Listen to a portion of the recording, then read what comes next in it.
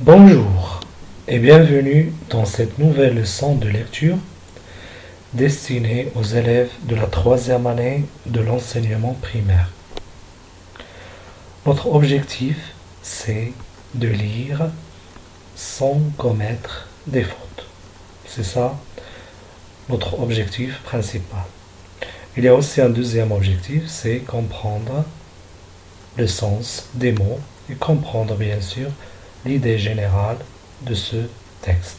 Ce texte parle de l'eau. Son titre c'est le cycle de l'eau. Donc je ne vais pas lire rapidement. Par contre, je vais lire correctement. Suivez avec moi s'il vous plaît. C'est parti. Le cycle de l'eau.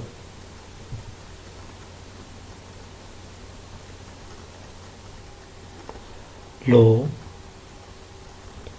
passe par plusieurs étapes. L'eau de la mer chauffée par le soleil s'évapore. C'est ce que l'on appelle évaporation. Cette eau rejoint l'atmosphère sous forme de vapeur d'eau. L'air chaud et humide s'élève. En s'élevant, il refroidit et devient des gouttes d'eau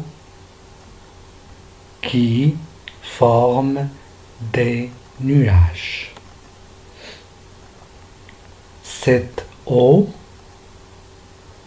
contenue dans les nuages retombe sur la mer et sur la terre sous forme de pluie et sur la montagne sous forme de neige.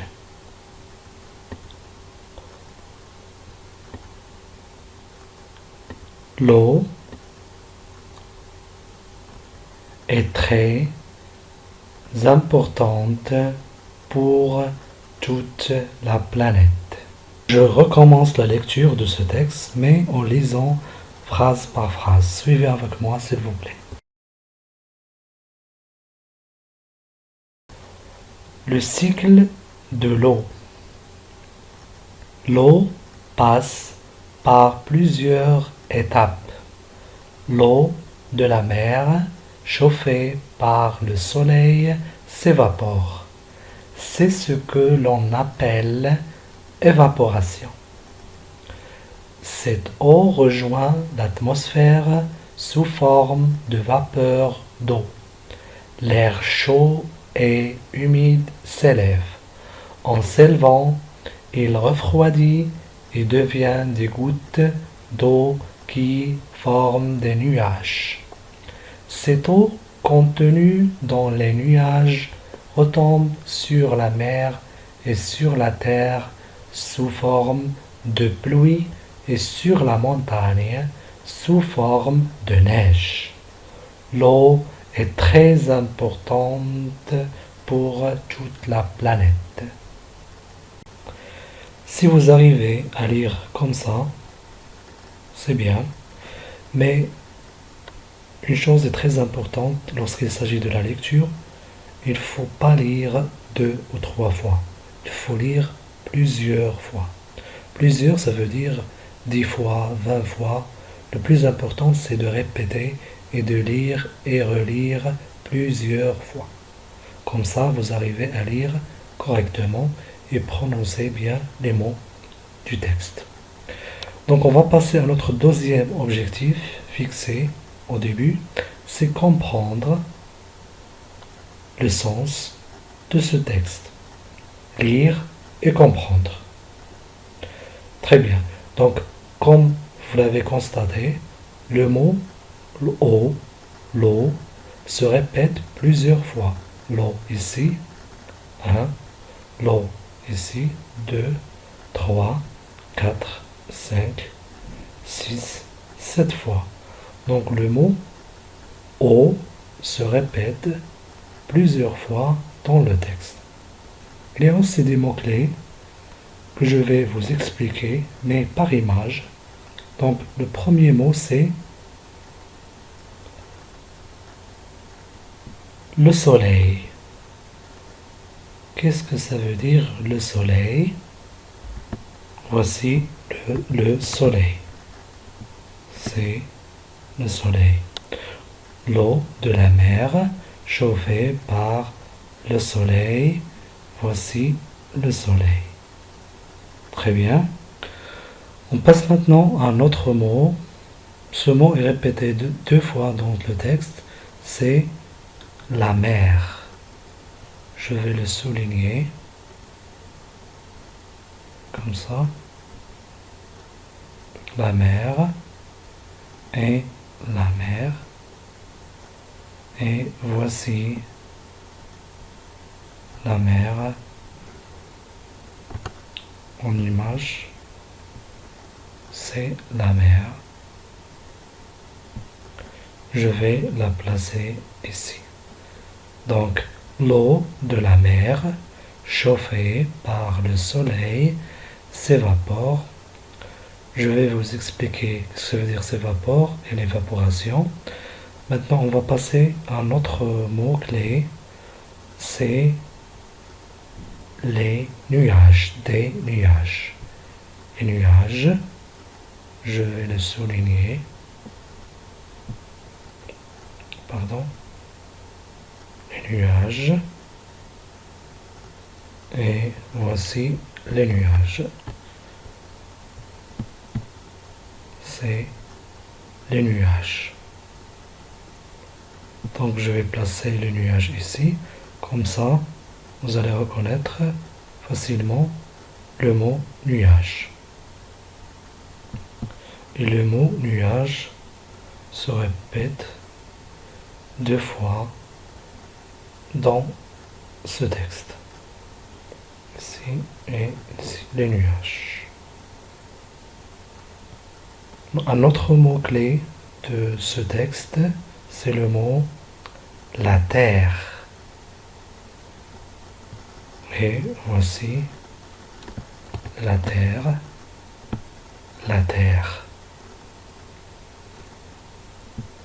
Je vais placer la terre ici. Très bien. On passe maintenant à un autre mot-clé. C'est le mot la montagne. Et voici la montagne. C'est la montagne. Je vais la placer ici. Et le dernier mot-clé de ce texte, c'est neige. La neige. Et voici la neige. Il y a la pluie et la neige. Ça, c'est la neige. Je vais la placer ici, la neige. Et la pluie. Voici la pluie, c'est un mot-clé. Voici la pluie.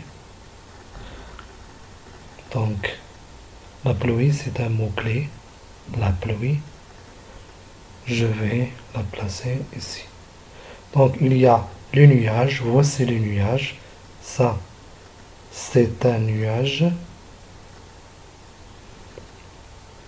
Et ça, c'est la pluie. Donc, les nuages nous donnent la pluie. Nous donnent la pluie. Voici la pluie. Très bien. Donc, ce sont des mots-clés que j'ai expliqués. J'espère que c'est clair pour vous. Et maintenant, je vais vous expliquer le cycle de l'eau d'une manière simple. Le cycle de l'eau, c'est ça. En général, on a l'océan, ou bien la mer, ou bien l'eau. Donc, le soleil va chauffer l'eau de l'océan ou de la mer.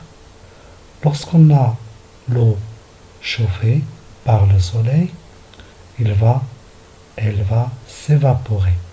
On va voir la vapeur d'eau.